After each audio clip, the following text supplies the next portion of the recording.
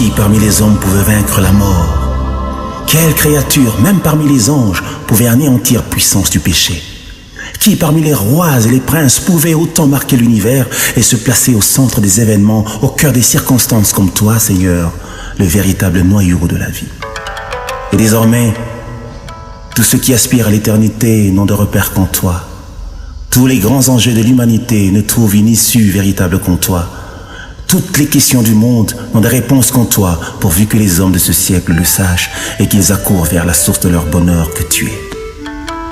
Tu es sorti vivant d'une terre qui n'était pas structurée pour te contenir. Tu as rencontré la mort dans ses demeures. Tu lui as ravi les clés du séjour de mort et tu as rendu libres toutes les victimes que l'aiguillon de la mort avait frappées. Tu venais de publier le décret qui mettait fin au règne des ténèbres et ouvert pour l'humanité rachetée une ère nouvelle. La puissance de la résurrection t'a ramené vivant de là où tous ceux qui sont nés de femmes sont restés captifs, jusqu'à ce que tu viennes accomplir ce qui était prévu dès les origines. Tu as quitté la terre comme tu y étais entré, c'est-à-dire par la voie d'un prodige. Tu as traversé physiquement les cieux pour regagner la demeure de ta majesté et occuper le trône de ta grandeur, et les cieux célébrèrent ta victoire.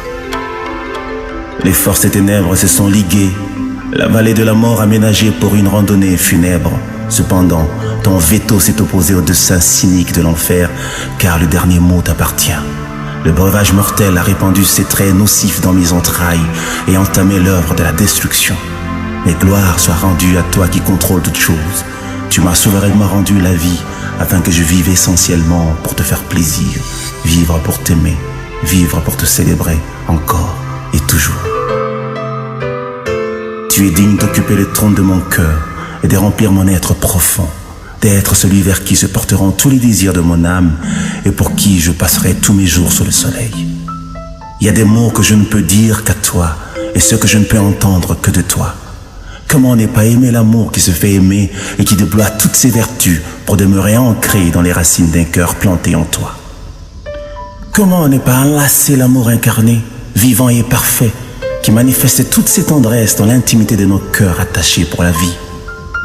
Comment ne pas se réjouir d'un bonheur si réel, si puissant et si vrai, qui se vit mieux qu'il ne se raconte? L'histoire de notre alliance est pareille à une merveille que tu as inscrite dans les annales de l'éternité et qui ressemble aujourd'hui à une légende.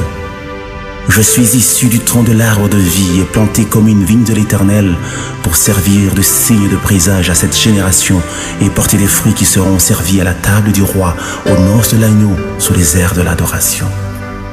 J'aime t'adorer, Seigneur, et proclamer ton amour, car c'est pour cela que tu m'as introduit sur la terre, vivre pour t'aimer et annoncer aux hommes que tu as créés que tu es Seigneur, digne de notre louange.